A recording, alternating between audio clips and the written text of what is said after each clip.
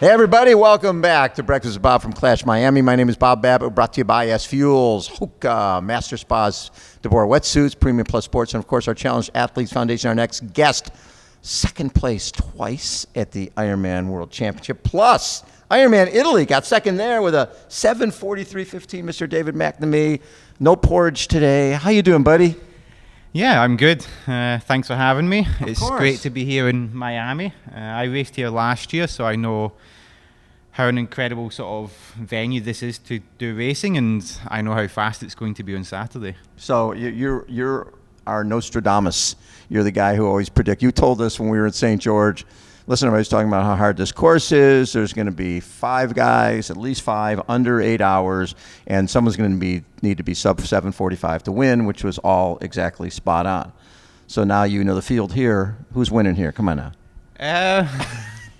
It's always very difficult being the first race of the year, but Jason West won this race here last year. His Yep. running is, I've never seen running like that over the middle distance ever. He's running at a different level. Yeah, very much so. It's similar to how I saw Alistair and Javier running in the ITU back 8-9 years ago, where Yeah. they were just a level above everyone else. Right. And I see that with Jason now, is that he's a level above everyone else. But then you have Magnus and Sam Laidlaw and Long who'll be pushing the bike. It's going to be very fast. I think here you'll be seeing people averaging 48 kilometers an hour on the bike course. I don't think we've ever seen that before in triathlon, but I think this weekend's the weekend for that. Yes. I think, it's a fast circuit, but I just see the biking level of Magnus and Sam, and I think it's going to be impressive this weekend. And I know, obviously, your focus is Kona. Yeah, I think this year I've actually got a couple of different okay. Yeah, like Kona, obviously, I've had such great experiences there, and I want to go back. But I really enjoy doing these races. Like, I think the T100 concept is a great idea. It's phenomenal, yeah. I think having the 8 events during the year, and I think each one is going to sort of challenge you in different ways. Mm-hmm. I think they have got some great venues, and yeah, obviously I'm excited for Kona, but I'm really excited just to see how this entire year sort of plays out, and I think that's slightly different from the years before, where I've been fully focused on Kona. Right. I think there's much more exciting races happening throughout the year now. Yes. It's not just, well, let's all focus on Kona. That's like the one day of the year. Now we have the T00 Series to sort of focus Yes. on, and I think that's great for triathlon to have that season-long narrative. And I know I'm not the only one that's sort of really excited to see what I can do sort of throughout this year. Well, and what's nice, too, is obviously you're a solid guy across all 3 disciplines, and to sort of test yourself at a little shorter distance, and to know that it's not just a one-off. There's like 8 of them, and you can really refine your skills there. Yeah, and I think that's one of the great things. Is like, I genuinely think if I did Ironman, I can only do 2 good Ironman races a year. Right. But with this distance, it takes 3 hours 20 minutes roughly. Yeah. You can recover quickly and focus on the next race, and I think each venue this year will have different challenges. This race will be very different to Singapore in April, and I think we'll have a lot of different winners this year, which is great for the sport. And yeah, as I can say, I'm just looking forward to sort of trying to go up against the best in the world on a monthly basis. How much of a difference have the plated shoes made from your massive. perspective? Yeah. I think in the running world, they accept that it's changed the sport. Mm-hmm. But I think in triathlon, we're still a bit sort of like, like, we all sort of deep down know that it's played a big part. Right. But we've not really Admitted acknowledged it. Yeah, I think the best example is that, we'll take Kona, for example. Yeah. Gustav broke Patrick's run record, and he ran 2:36. I'll tell you right now, Patrick's 2:39 and what he was wearing that day, Mark Allen's 2:39 run splits were way more impressive than the 2:36 by Gustav. Like, for me personally, Ironman Italy last year, I ran a 2:34 marathon. 4 or 5 years ago, with that shape, it would have been like a 2:39. For me, it's 5 minutes. 5 minutes. Yeah. 5 minutes in a marathon. It's it's been the biggest change I've seen in the last 15, 20 years of doing this sport. Even more so than all the technology on the bike. I think so. I genuinely think so, especially over the marathon when your legs are tired. Right. You can just keep on going with a much better technique, and it's just so much more forgiving than what we were running in even like 4 or 5 years ago. Recovery better with these shoes as well? Like, genuinely, I used to do an Ironman, and the next 4 or 5 days were extremely painful. Yeah. Whereas last year I did Ironman Italy, and 2 days later, I'm in Venice with my partner, walking around the canals and stuff. And like, I have a little bit of pain, but it's nothing like it was. And it's a massive sort of game changer, and everyone gets the benefit. And bike technology has obviously improved over the last 15, 20 years, but always in small steps. Right. Whereas the running shoes is just like overnight, it just changed. So when you mentioned Jason West, who else do you look at as great runners who are racing here? Obviously Alistair. Yes. But it just all depends on Health. Yeah. And then, after that, I put myself into that bracket. I would put you in that bracket too. Then you have Daniel Bakkegaard and Ben Canute. Yes. I think Ben could be on the podium here. He's been on the podium here, yeah. Yeah, and you saw like 70.3 world champs in 2000 and... Oh, with him against Christian? Yeah. Yeah, 2022. Yeah, 22. He is one of the best in the world. I think last year was disappointed, especially with the second half of the year. Right. But when Ben's on form, especially over this sort of type of course, right, where the swim it's non-wetsuit swim here, you can make a big difference. Ben's going to be hard to beat, and he's one of those athletes that can swim, bike, and run.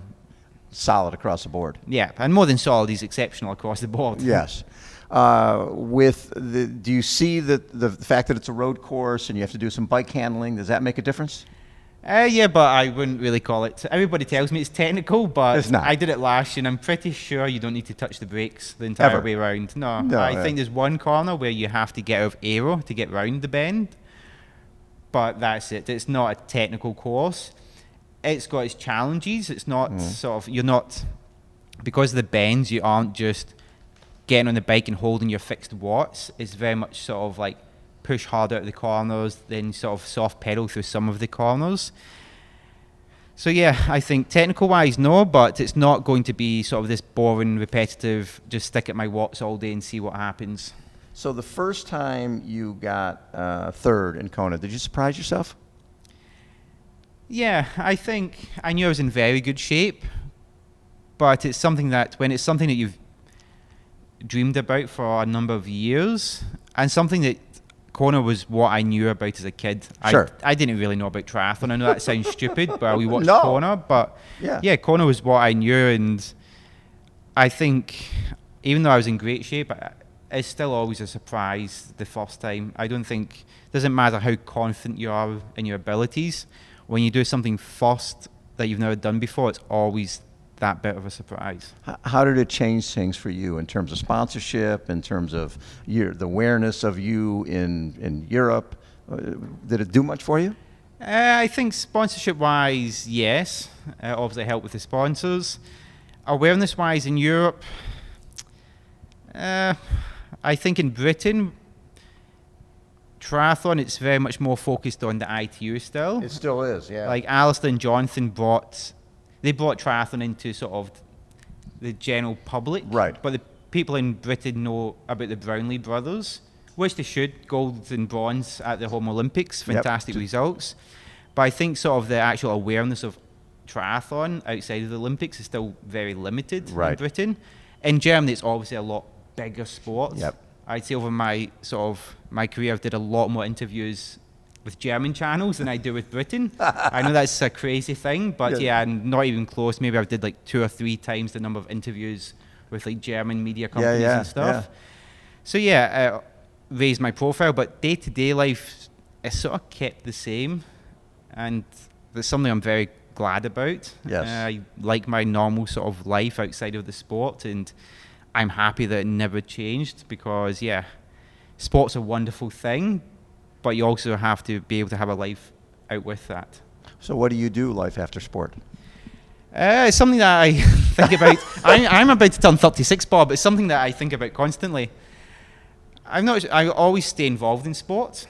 I think sport's a great thing. It can fundamentally change someone's life. Right. And I think, well, you see it more than anyone through the Challenge Athlete Foundation, what an incredible thing it can do to people. Yes. So yeah, I still always want to be involved with the sport. I want to get into coaching, but I also want to help out the next generation. I'd love to get involved with like the juniors, especially I'm based in Girona. Triathlon has got a lot more popular in Girona and in Spain over the last couple of years. So I would like to just stay involved in the sport and then maybe look elsewhere to do something slightly different. Yes. But my passion, I love triathlon, I love sports, so I will always be, a part of it, and we can continue having these conversations the next 20, 30 years. I love it. We'll keep doing this stuff. So it's one thing to get third in Kona once, 2017. But now, you like you said, more sponsors, and then you got to come back and you do it again. It sort of validates you as, hey, this guy's a real player.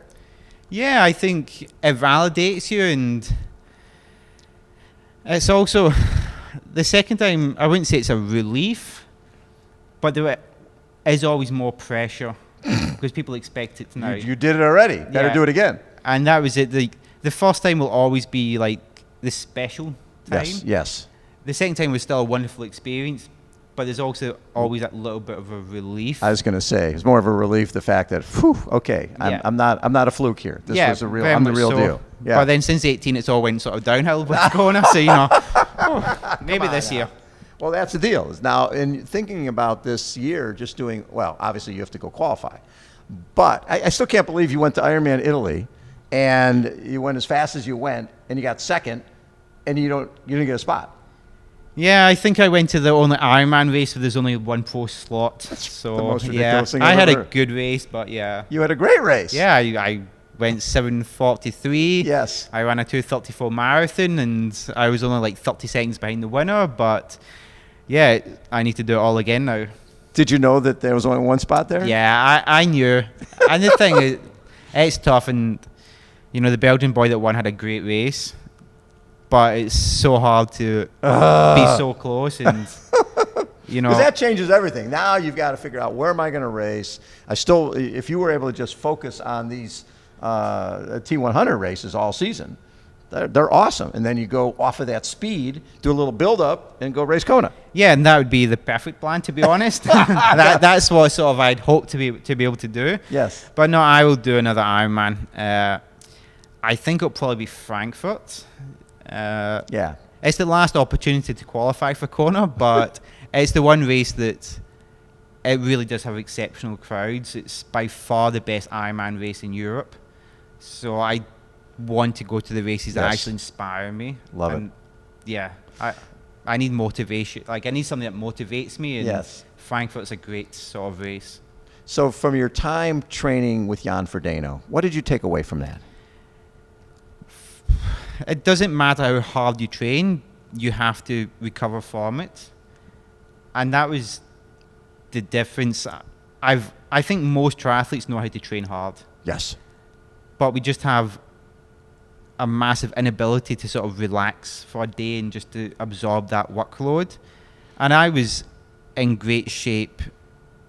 I've been in great shape for the last 15 years of my life, to be honest. Yeah. But a lot of it is not allowing my body to recover enough to sort of absorb that workload and to show my full potential. And that was the difference, was just taking a couple of days easier just to absorb a little bit more, and then to be able to execute.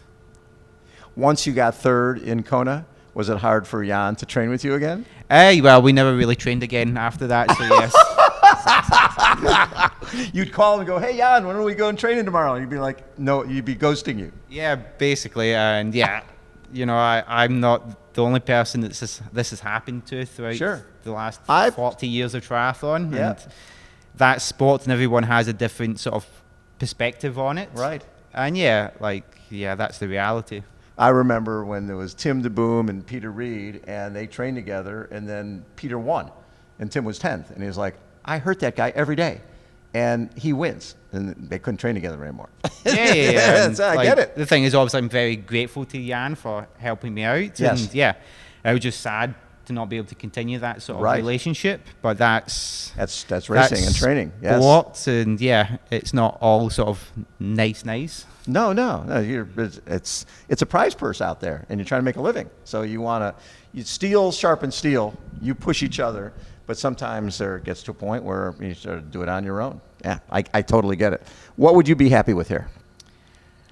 I think my best PTO result's been 8th last year in Milwaukee. Yeah. So I think to improve upon that. Nice. Yeah, I'm not going to. I'll say the word bullshit to you and tell you that I'm going to win, because I don't think that's possible. But I feel in good shape. So I think if I have a great race, I can be challenging to break into the top 5. That'd be great. But I think if Magnus and Sam deliver the races that they're capable of, and Jason obviously, and Alistair even, then those 4 are the guys that should be fighting it out for the win. But you never know. This is sport, and it's not a lab test, and anything can happen. Once that gun goes off, anything can happen. Yeah, and that's absolutely. the beauty of sport. I say that I won't win this race, but you genuinely actually don't know. Yeah, you can win this race. What the hell? Why not? Yeah, well, this is it. Again, in a lab test, I wouldn't win, but the beauty of racing is that you never know. Exactly. And that's the thing, and that's the beauty. I think especially in endurance sports is that you never actually know, because it just takes one little thing and it ruins your race. Well, it's funny because a lot of times in the shorter distance races, you're talking track and field, whatever you're talking, you can look at it and go, okay, these are the 5. We're going to be there.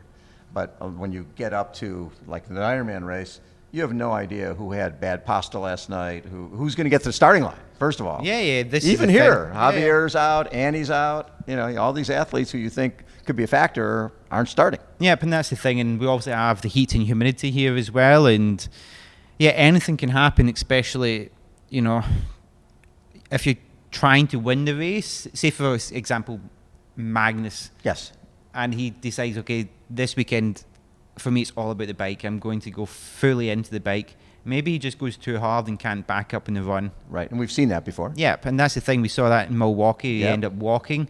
So this is the thing, like endurance sports, you never know. It's the great thing about the race is that everyone starts together, and it's just the best person on that day that makes it across the finish line. Love it.